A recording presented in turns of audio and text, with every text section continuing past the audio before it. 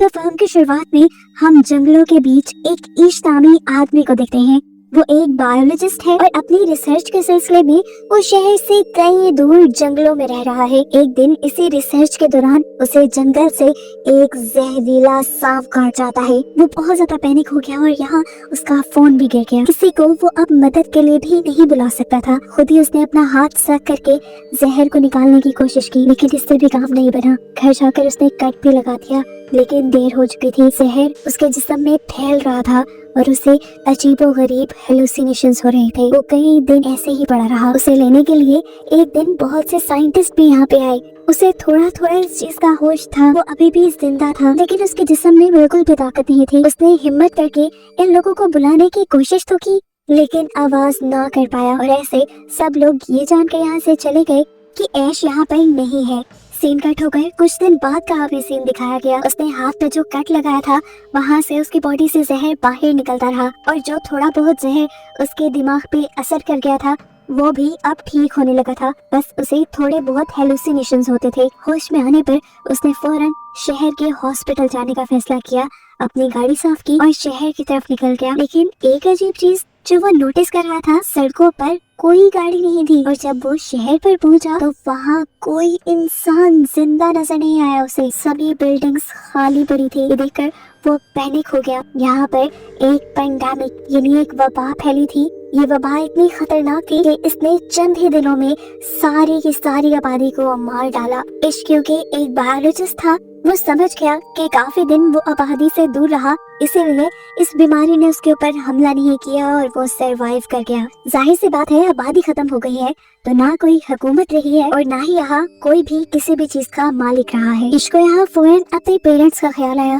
तेजी से वो गाड़ी घुमाते हुए जब घर गया तो उसने देखा कि उसके पेरेंट्स कई दिनों से मरे हुए थे और उनकी बॉडीज की हालत भी बहुत ज्यादा खराब थी। वो बहुत रोया, लेकिन फिर उसने हिम्मत पकड़ी और अपने ही घर के बाहर उसने कब्र खोदकर उनकी बॉडीज को दफन कर दिया। सुबह उठकर भी उसने पूरा शहर देखा, कोई और सर्वाइवर जिंदा नहीं था। ये बात सोचते ही उसने फैसला किया कि वो एक दूसरे शहर जाएगा। उसने लॉस वेगस जाने का डिसाइड किया। कुछ जरूरत का सामान और गन लेते हुए वो निकल गया, लेकिन ब्रिज जो लॉस वेगस की तरफ जाता था वो भी सील था। उसे बहुत गुस्सा आया और लंबा रास्ता लेकर जैसे ही वो लॉस वेगस पहुंचा तो देखा कि यहाँ पे भी सभी लोग मारे गए। मॉल्स, बड़े बड़े होटल्स, कैसीनोस सब खाली थे। थक हार कर वो एक होटल में चला जाता है, वहाँ रात गुजारता है और महंगी चीजें एंजॉय करता है, क्योंकि अभी सब कुछ उसके लिए फ्री था। वो अपनी उम्मीद खो चुका था कि उसे कोई मिलेगा, लेकिन लकीली अगली ही रात उसे दो लोग मिले। ये दोनों ही सरवाइव कर गए थे उस बीमारी से। लड़की ने अपनी दुखिया कहानी बताई कि उसने अपनी फैमिली को वीडियो कॉल पे मरते देखा है और अब उसे जीने की कोई उम्मीद नहीं, जबकि ये आदमी भी मरना ही चाहता था, क्योंकि ऐसी अकेली दुनिया में वो सरवाइव नहीं कर सकता था। आज रात के लिए ये लोग भी इश्क के साथ स्टे करते हैं, लेकिन सुबह होने पर इन लोगों के इरादे इश्क को खतरनाक लगे। उस आदमी के पास एक गन थी और वो तीनों को मारने का इरादा रखता था ताकि तीनों की मौत आसान हो जाए, लेकिन इश्क को जीना था, इसलिए वो उठकर वहाँ से बाहर निकल गया और पीछे उसे गोलियां चलने की आवाजें सुनाई थी। यानी उन दोनों ने अपनी जान ले ली थी। इस हादसे ने उसे और भी ज्यादा तोड़ दिया था।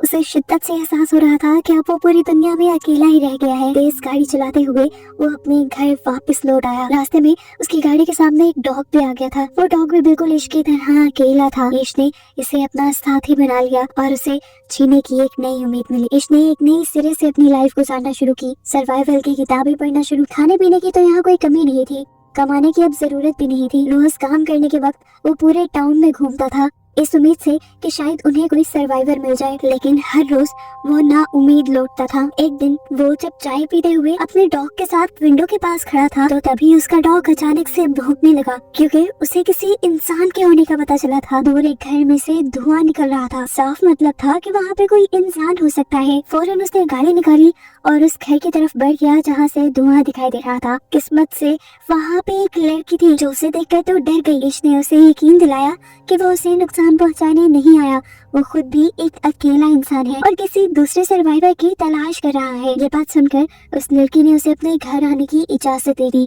इस लड़की का नाम था एमा। इन दोनों की बातों से हमें पता चलता है कि उस पेंडेमिक को लगभग 1 साल गुजर चुका है। एमा और ईश दोनों ने ही इस पूरे 1 साल में उन दोनों के अलावा किसी दूसरे सर्वाइवर को नहीं देखा। ये दोनों खुश थे कि उन्हें एक दूसरे का साथ मिल गया, नहीं तो अकेले जिंदगी गुजारना बहुत ज्यादा मुश्किल हो रही थी। ये लोग डिप्रेशन में जा रहे थे क्योंकि इंसान सोसाइटी में रहने का आदी है। अकेले रहकर उनकी दिमागी हालत काफी हद तक खराब हो चुकी थी। इन दोनों ने फैसला किया कि ये दोनों एक साथ ईश के घर पे रहेंगे, क्योंकि ईश के घर के बहुत पास जनरल स्टोर भी था जहाँ पर खाने की सप्लाईज थी, और ईश ने वैसे भी अपने घर पे बहुत सारी चीजें स्टोर भी की हुई थी जिनसे इनका जीना आसान हो सकता था। एमा भी ईश के घर आ जाती है। यहाँ पर जब ये दोनों एक साथ रहना शुरू करते हैं तो इनकी जिंदगी पहले से काफी बेहतर हो चुकी थी। एमा ईश का काफी सारे कामों में साथ देती है। वो ईश का हुलिया ठीक करती है और साथ ही साथ ये लोग ईश के घर की रेनोवेशन भी स्टार्ट कर देते हैं, क्योंकि ईश ने इस पूरे 1 साल में अपने घर पर ध्यान नहीं दिया था। एक साथ काम करने के लिए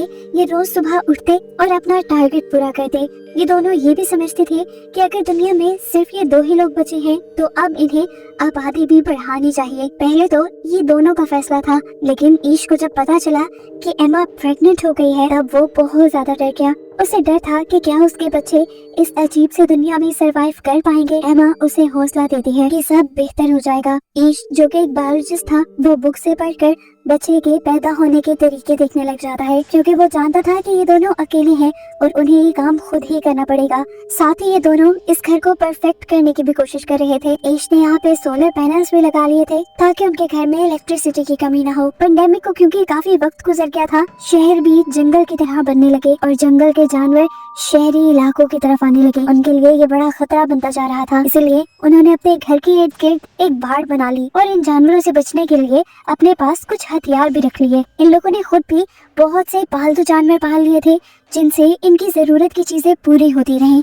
और ये लोग ज्यादा से ज्यादा मसरूफ पे रहे। इंसान ना होने की वजह से इर्द गिर्द का सारा इलाका हरा भरा हो गया और यहाँ की हवा भी बहुत साफ हो गई। इनकी सेहत भी अच्छी हो गई थी पहले से काफी। इनकी लाइफ एक तरह से परफेक्ट ही थी, लेकिन फिर एक दिन इनको एक और बड़ी मुसीबत का सामना करना पड़ गया। पता नहीं कहां से शहर में बेतहाशा चूहे आ गए। इनको देखकर ईश बहुत ज्यादा पैनिक हो चुका था। इन चूहों को अपने घर से दूर रखने के लिए ईश ने सारा आड़ कबाड़ अपने घर के इर्द गिर्द जलाना शुरू कर दिया, लेकिन ये एक रात तक काम कर सकता था। एमा ने उसे समझाया कि हम इसका भी हल निकाल लेंगे। सुबह होने पर ईश घर से बाहर गया और आसपास से बहुत सारी बिल्लियों को लाकर उसने यहाँ पर छोड़ दिया। बिल्लियों ने ये चूहे खाना शुरू कर दिए और आखिर ये लोग इस प्रॉब्लम से भी निकल गए। फाइनली अब वो दिन भी आ गया था जब एमा को अपने बच्चे को जन्म देना था। ये सारा काम ईश खुद हैंडल करता है और हमें दिखाया जाता है कि इन लोगों के पास एक बहुत ही प्यारी बेटी पैदा हुई थी, जिसे देखकर ये लोग बहुत ज्यादा खुश थे।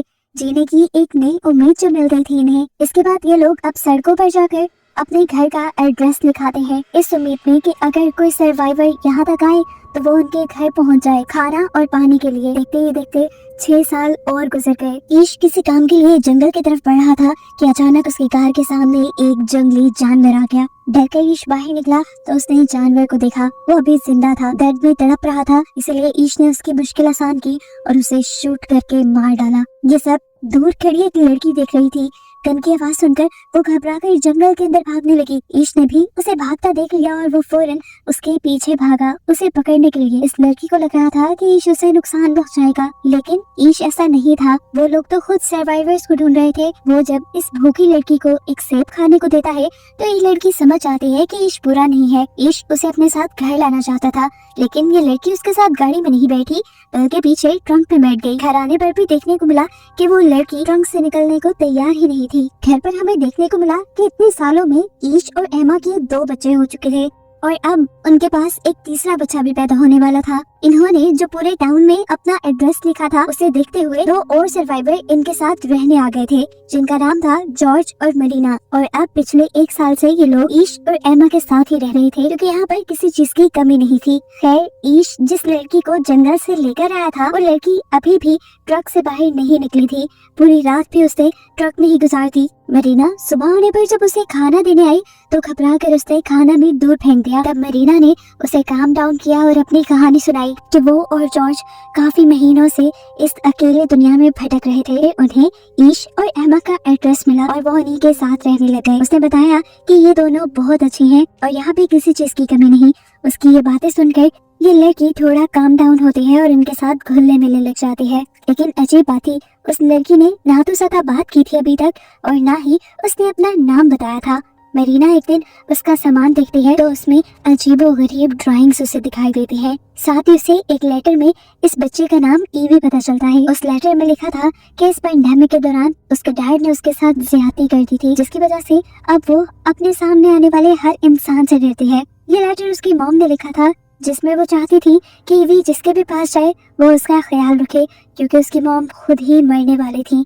ये बात जानकर सभी ईवी का पहले से ज्यादा ध्यान रखने लग जाते हैं। इसी रात एमा को तीसरा बच्चा पैदा होता है, जिसकी वजह से ये लोग बहुत ज्यादा खुश हो जाते हैं। एक साल ऐसे ही गुजर जाता है। एक दिन उन्हें अपने एरिया में किसी के आने की खबर मिलती है। सभी लोग डर जाते हैं। छोटे बच्चों को अंदर भेजकर सभी बड़े लोग गन्स लेकर बाहर निकलते हैं चेक करने के लिए कि यहाँ पर कौन आया है। इन्हें पता चलता है कि ये एक और सर्वाइवर्स का ग्रुप था, जिसमें टोटल 4 लोग थे। ये लोग भी ईश और एमा का एड्रेस देखते हुए यहाँ पहुँचे थे। इसमें एक डॉक्टर थी मोली, जिन्होंने इन सबको बताया कि इतने सालों में वो सिर्फ इन 4 जिंदा इंसानों से मिल पाई है और उसके बाद वो अब ईश की फैमिली से मिल रही है। इनकी हुलिया और बातों से लग रहा था कि ये लोग नुकसान नहीं पहुंचाएंगे किसी को भी, इसीलिए ईश और एमा इन्हें भी अपनी फैमिली में शामिल कर लेते हैं। वैसे भी यहाँ चीजों की तो कोई कमी है ही नहीं। अब ये लोग एक साथ मिलकर एक बड़ी सोसाइटी बना सकते हैं। ईश इन नए मेंबर्स को इस दुनिया में सरवाइव करने के रूल्स बताता है कि इन्हें हर वक्त अपने हथियार अपने पास रखने होंगे, क्योंकि ये दुनिया अब एक जंगल की तरह बन गई है। जंगली जानवरों का सामना इन्हें आए वक्त हो सकता है। ये लोग सप्लाईज लेने के लिए जब भी यहाँ से बाहर निकलते हैं तो जरूरी है कि ये लोग ग्रुप की शक्ल में निकले, नहीं तो कोई भी जंगली जानवर या कोई और चीज इन्हें नुकसान पहुंचा सकती है। ये सारे असूल बताने के बाद ये लोग सप्लाईज इकट्ठी करने के लिए यहाँ से बाहर निकलते हैं मॉल और हॉस्पिटल की तरफ। मोली जो एक डॉक्टर थी, उसने हॉस्पिटल से बहुत सारी ऐसी चीजें इकट्ठी कर ली थी जिन्हें ये अपनी कम्युनिटी में ले जा सकते थे और जिनसे इन सब लोगों का इलाज हो सकता था। खैर, सालों का वक्त गुजर जाता है और हमें पता चलता है इस पूरे ग्रुप में काफी सारे बच्चे हो गए थे और दूसरे कपल के पास भी बच्चे थे। इनकी कम्युनिटी अब बड़ी होती जा रही थी।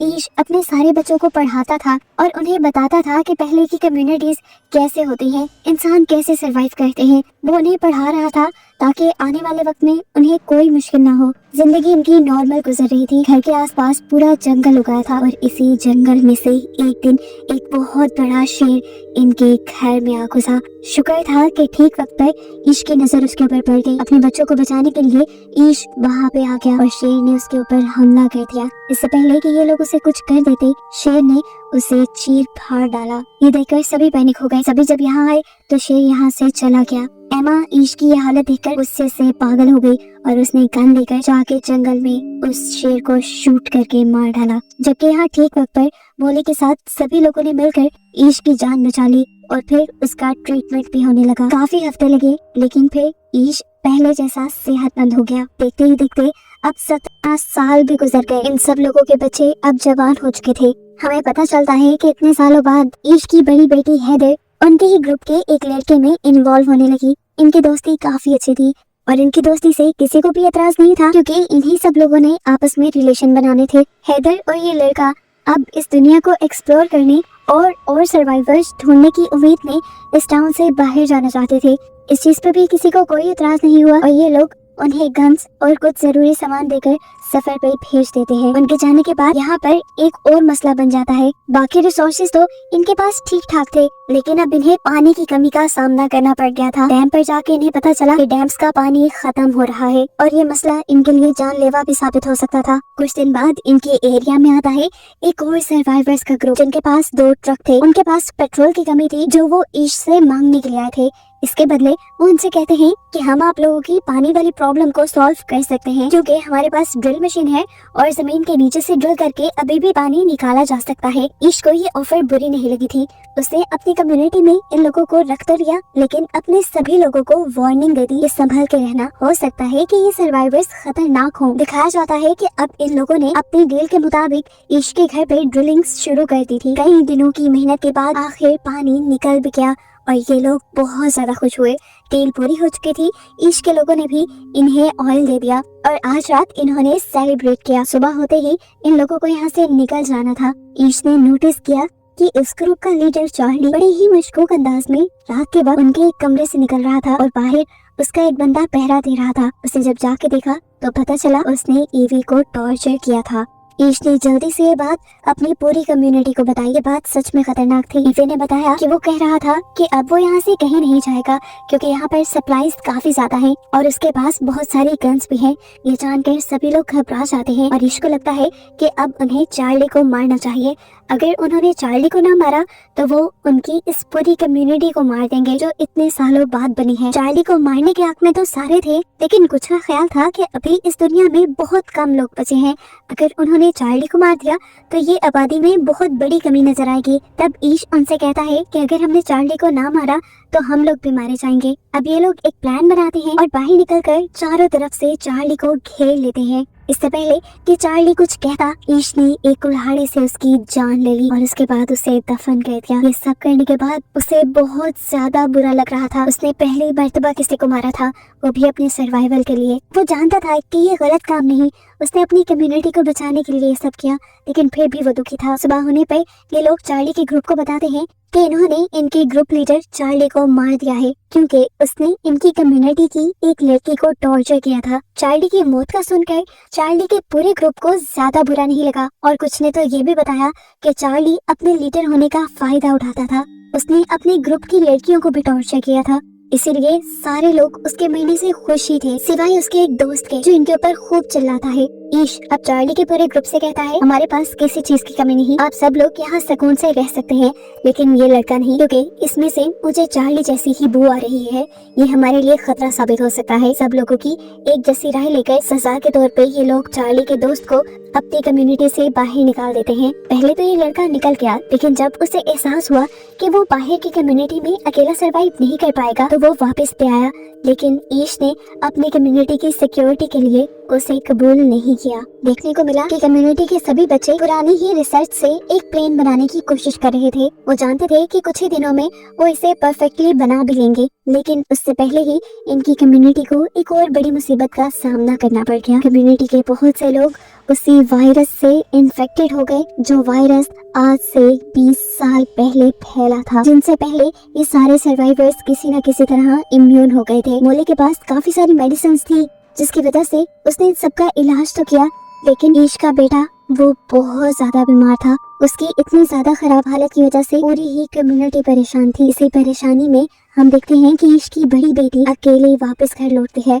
वो रो रही थी। सबने उससे उसकी पार्टनर के बारे में पूछा और रोते हुए उसने कहानी बताई कि ये लोग जब सफर पर निकले तो इन्होंने बहुत सारे शहर ढूंढे, सर्वाइवर्स की तलाश की, एक एक घर छान मारा, लेकिन कोई सर्वाइवर इन्हें ना मिला। जगह जगह अपने घर का एड्रेस लिखते रहे और फिर ये लोग एक जगह पहुंचे जहां जंगलों में इन्हें एक इंसान मिला और उसने हेदर के पार्टनर को पकड़ के मार दिया। उसने कहा था कि ये चार्ली का बदला है। यानी साफ मतलब है ये वही आदमी था जिसे ईश ने अपने ग्रुप से निकाल दिया था। हेदर ने बताया कि मैं अपनी जान बचाने के लिए और क्या भी करती, मैंने उसे भी मार डाला और फिर तेजी से अपने घर वापस लौट आई। सब लोग दुखी थे। अभी इस दुख से निकले नहीं थे कि ईश का दूसरा बेटा भी मर गया। बात सिर्फ यहीं पे खत्म नहीं हुई। ईश के बेटे के मरने के बाद उनकी कम्युनिटी के 3 और मेंबर्स मारे गए और इस हादसे से ईश बुरी तरह टूट गया। उसका अब इस दुनिया में रहने का दिल नहीं करता था। वो इस दुनिया से जाना चाहता था, लेकिन तब एमा ने उसका साथ दिया, बिल्कुल उसी तरह जब वो बिल्कुल अकेला था। उसने कहा, देखो जब हमें कोई नहीं मिला था हम दोनों ने मिलकर जिंदगी की शुरुआत की और अब तो हमारा इतना बड़ा ग्रुप बन गया है, हमें ही इस दुनिया को आबाद करना है। तुम अगर ऐसे ही हार मान जाओगे तो ग्रुप के बच्चों को कौन ट्रेनिंग देगा। उसकी ये बात सुनकर ईश को थोड़ा हौसला मिला और वो पहाड़ों पे चला गया सनराइज देखने के लिए। पिछली दुनिया के सनराइज से बहुत मुख्तलिफ था। पहले जैसे ये नेचर के रंग फीके लगते थे, अब हर चीज में ताजगी थी। ये देखकर ईश को एहसास हुआ कि ये पहले वाली दुनिया नहीं रही, ये एक नई दुनिया है। वो अपने बच्चों को पहले वाली दुनिया में रहने की तरबियत दे रहा था, ये गलत था। वो समझ गया कि अब उसे अपने बच्चों को इस नई दुनिया में सरवाइव करना सिखाना है। घर जाकर यही स्पीच वो अपने बच्चों को देता है कि हम अभी तक गलत डायरेक्शन में पढ़ रहे थे, हम पुरानी दुनिया में चलने की कोशिश कर रहे थे, लेकिन जब पुरानी दुनिया रही ही नहीं तो फिर उसमें चलने की ट्रेनिंग क्यों लेनी है। ये एक नई दुनिया है और हमें इसके मुताबिक चलना है। ईशनी ने कहा कि अब से तुम लोग वही सीखोगे जो नेचर तुम्हें सिखाएगा और जो इस दुनिया में रहने के लिए जरूरी है। इस दुनिया में इनकी कम्युनिकेशन बिल्कुल बंद हो गई थी, तो इसीलिए इन्होंने फैसला किया कि ये अब अपना कम्युनिकेशन नेटवर्क बनाएंगे। इन्होंने दोबारा से एक नया रेडियो बनाया जिनसे इनकी कम्युनिकेशन स्ट्रॉन्ग हो गई। इसके बाद आए दिन ईश नए नए सोशल इवेंट्स रखने लगा जिसमें बच्चों को एहसास हुआ कि कैसे सभी इंसान मिलजुल कर जिंदगी गुजारते हैं। ईश ने अब अपनी ये कोशिश अपने तक नहीं रखी, उसने अपनी कम्युनिटी से बाहर निकलकर अपने शहर को भी रेनोवेट करना शुरू किया, दोबारा होटल्स को आबाद किया और फिर अपने आसपास के शहरों को भी ठीक करने का इरादा कर लिया। फिल्म के पोस्ट क्रेडिट सीन में हमें बूढ़े ईश को उसके पोते के साथ दिखाया जाता है जो उसे की सारी कहानी बता रहा था। वो उसे कहता है कि ये दुनिया बिल्कुल हमारी ही पीढ़ी है जिसे अब तुमने आगे बढ़ाना है। ये कहते हुए ही ये कहानी यहाँ पर खत्म हो जाती है। मज़ीद ऐसी मूवीज़ के लिए मेरे चैनल को सब्सक्राइब करें और वीडियो को लाइक करें और शेयर करें।